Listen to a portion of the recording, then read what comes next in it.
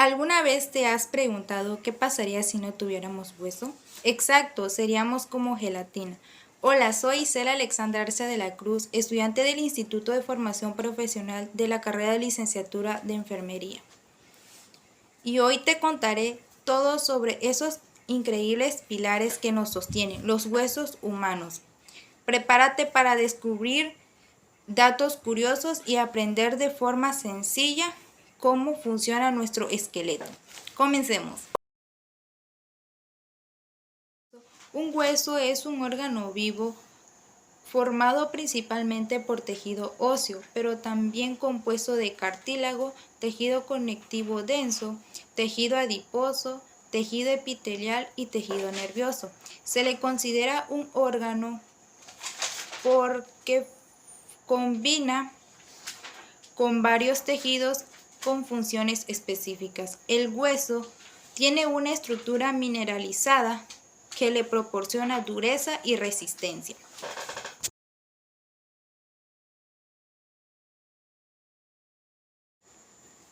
Sostén. Los huesos son el soporte de los tejidos blandos y de inserción de los tendones de la mayoría de los músculos esqueléticos. Protección. Los huesos protegen los órganos internos, como por ejemplo, los huesos craneales protegen el encéfalo, la caja torácica protege el corazón y los pulmones. Movimiento en conjunto de los músculos, homeostasis mineral. El tejido óseo almacena calcio y fósforo para dar resistencia a los huesos y también libera la sangre para mantener su concentración. Producción de células sanguíneas. En la médula ósea roja se produce algo llamado hematopoiesis, en que es la producción de glóbulos rojos, glóbulos blancos y plaquetas. Depósito de triglicéridos. La médula ósea roja es reemplazada paulativamente por médula ósea amarilla que contiene adipocitos.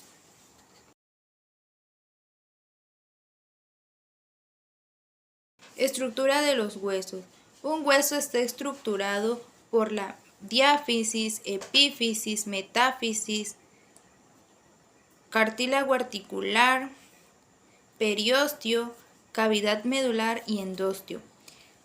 En la diáfisis tenemos que es el cuerpo o porción cilíndrica principal del hueso. En la epífisis son los extremos proximal y distal del hueso. La metáfisis es el sitio de unión de la diáfisis con la epífisis. Su espesor va disminuyendo con la edad. En el cartílago articular tenemos que es una capa delgada de cartílago y hilano que cubre la parte de la epífisis de un hueso que se articula con otro hueso. Periósteo es una capa de tejido conectivo denso que rodea la superficie ósea que no tiene cartílago articular. Protege al hueso, participa en la reparación de fracturas, colabora en la nutrición del hueso y sirve como punto de inserción de tendones. Cavidad medular es el espacio interno de la diáfisis que contiene la médula ósea amarilla grasa. Endostio es la capa que recubre la cavidad medular y contiene células formadoras de hueso.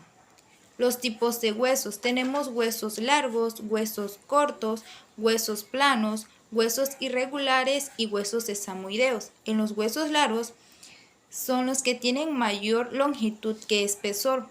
Eso los podemos encontrar en lo que son en el fémur, en el húmero, en la tibia y peroné, cúbito y radio y las falanges. En los huesos cortos tienen forma similar a un cubo y su longitud y su ancho son casi iguales. Eso los podemos encontrar en lo que son los huesos de los carpos y los huesos de los tarsos. En los huesos planos son delgados y están compuestos de dos capas casi paralelas de tejido óseo compacto que contienen una capa de tejido óseo compacto. Eso los podemos encontrar en los huesos craneales, en el esternón en las costillas, en escápula y en el hueso coxal o en el hueso pélvico. Huesos irregulares. Son de forma completa y no pueden incluirse en ninguna de las categorías interiores. Los podemos encontrar en los que son las vértebras, algunos huesos faciales y en el calcáneo. Los huesos sesamoideos se desarrollan en ciertos tendones donde hay fricción, tensión y carga física considerable. Tal es el caso de las palmas de las manos y las plantas de los pies.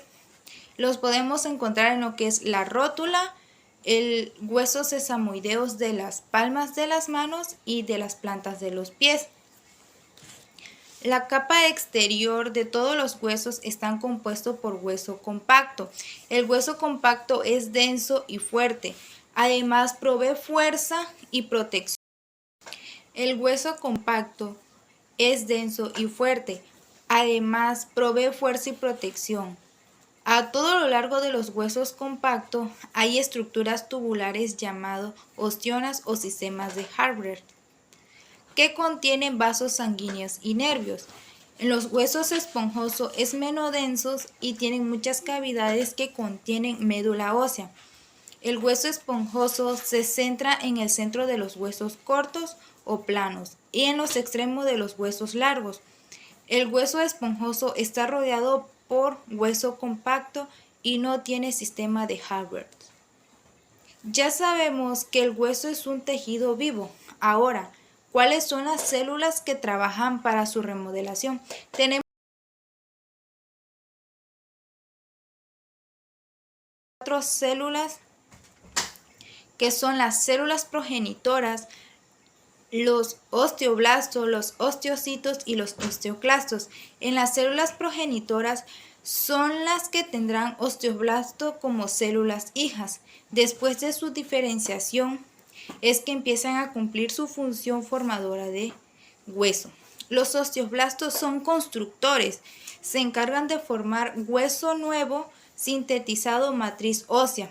Osteocitos. Los osteocitos son reguladores, se comunican con otras células para mantener el equilibrio del hueso, intercambiando nutrientes y permitiendo la homeostasis de la densidad ósea. Los osteoclastos son destructores, reabsorben tejido óseo, liberando enzimas lisosómicas y ácidos para remodelarlo.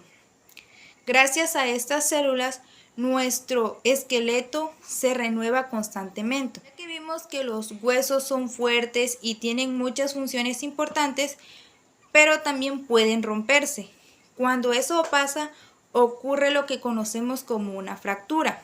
Veamos en qué consiste esto. Una fractura es la ruptura total o parcial de un hueso por diversas causas. Tenemos los tipos de fracturas. Tenemos lo que es la fractura cerrada.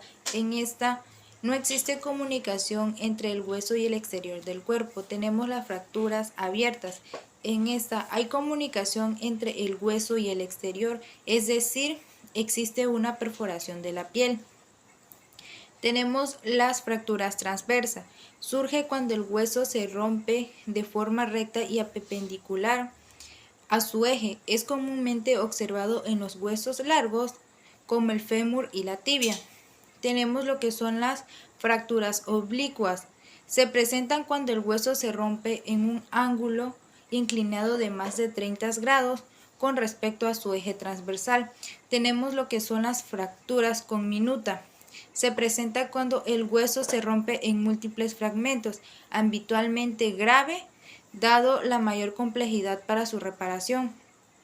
Tenemos la fractura segmentaria. Se produce cuando el hueso se rompe en 2 lugares diferentes, lo que provoca un segmento de hueso aislado.